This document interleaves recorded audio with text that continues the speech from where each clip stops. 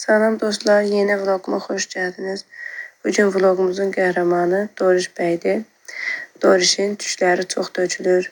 Bu arada səsimə də fikir verməyin, boğazım çox narahatdır. Ona görə səsimdən görə üzrlü sayarsınız.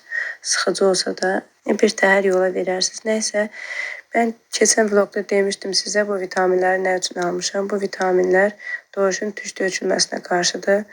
Pişiklərimin için ən çox tük dökəni Dorişdir. Onun da vitaminsizlikdəndir dedi həkim. Düzdür, pişiklərin tükü tökülür. Normalda insanların sazı töküldüyü kimi onların da tükü tökülür. Amma həddindən artıq çox tökülürsə, demək ki, nəsə çatmır.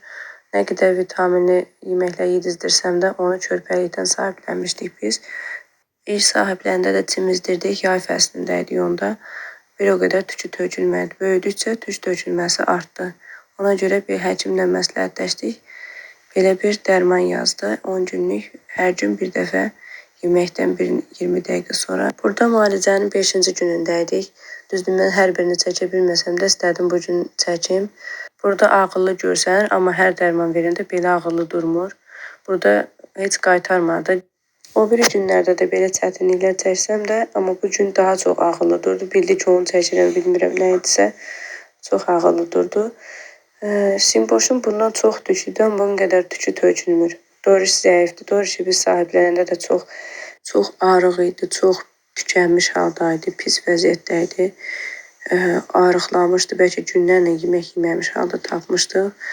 Onu yedizdirdik, 2-3 gündən sonra da çimizdirdim, dərmanladım, çimizdirdim.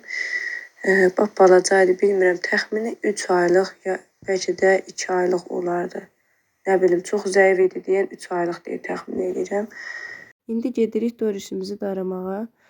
Dorişi ən son balaca vaxtı daradığım idi. Simboşla bərabər darayırdım. Yaydı. Körpə vaxtı çox xoşu gəldi, amma indi elə də xoşuna gəlmədi. Amma mən yenə də daradım. Sonra yavaş-yavaş alışdı, xoşuna gəldi. Darağım xoşuma gəlmir. Elə bilirəm, sanki onun bədənini incidirəm. Amma belə baxıram ki, Dorişin yavaş-yavaş xoşuna gəldi. Darağın ucu dəmirdəndir. Olsun, gələn səfərdə ayrı bir daraq alaram bunlar üçün. Hələ ki, əlimdə bu var idi. Sizə onu da deyim ki, tək vitamin verməklə pişiyin tük dökülməsinin qarşısını almaq olmur. Onlar üçün düzgün qidalanma çox vacibdir. Əlimdən gələni eləyirəm. Mümkün qədər vitaminli yeməklər pişirməyə çalışıram. Düzdür, evdə pişirilsə daha yaxşı olar. Satın almasaq daha yaxşı olar. Amma belə onu da alanda çalışan qədər ətlisini almaq lazımdır. Yəni, həkimlər elə məsləhət görür. Tərəvəzli pişiklər üçün çox da yetərli olmur onların orqanizmasına. Yəni, elə də təsir göstərmir. Vitaminli yemək vermək istəyirsinizsə, ətli qidalar, ətli quru yeməklər almalısınız. Mümkün qədər də pişirsək daha yaxşı olardı ev. Amma bu da hər dəqiqə mümkün olmur, bilirəm. Hər dəqiqə bunlara yemək pişirmək olmur. Pişirsəz də vitaminli araşdırın. Mən də araşdırıram. Düzdür, neçə illərdir pişik saxladığıma baxmayaraq. Hələ də öyrənirəm, araşdırıram. Bilirsiniz, pişiklərimin hər müalicəsini, dərmanını, iynəsini mən həkimə aparmadan özüm eləyə bilirəm. İlkin yardım olaraq, təbii ki, həkim qədər olmasa da ilk yardımlarını özüm eləmişəm. Yaralansalar da, iynəyə ehtiyac olsa da özüm vururam, hər şeyini özüm eləyirəm. Mən də belə baxmağa çalışıram. Onların bu qısa həyatında daha da gözəl yaşatmağa çalışıram. Əlimdən gələni eləyirəm pişiklərim üçün. Gücüm nəyə çatırsa, o qədərini eləyirəm. Belə dostlar, siz də mənim kanalıma abunə olsanız çox sevinərəm. Videolarıma axıra kimi baxıb bəyənsəz çox sevinərəm. Bizim üçün dəstəyiniz çox vacibdir. Həm pişiklərimlə günlük həyatımı paylaşıram, onlarla keçirdiyim vaxtları paylaşıram. Həm oynamalı, həm maraqlı, həm baxım videoları çəkirəm. Baxmaq istəyirsinizsə videolarıma baxın, baxmayanlar abunə olsun. Daha da gözəl, maraqlı videolarımız var. İnşallah da çəkməyə çalışıram mümkün qədər. Sizdən də xahişim, bizə dəstək olun, kanalımıza abunə olun, bəyənin. Nə istəyirsinizsə şərhlərdə sualınızı verə bilərsiniz, mütləq ki, cavab verərəm. Bilmirəm sizə demişəmmi, mən pişiklərim heç birini sahiblənməmişəm ya da kimdənsə hədiyyə almamışam. Mən pişiklərimin gördüyünüz videolarımda bütün pişiklər küçədən tapılma pişiklərdir.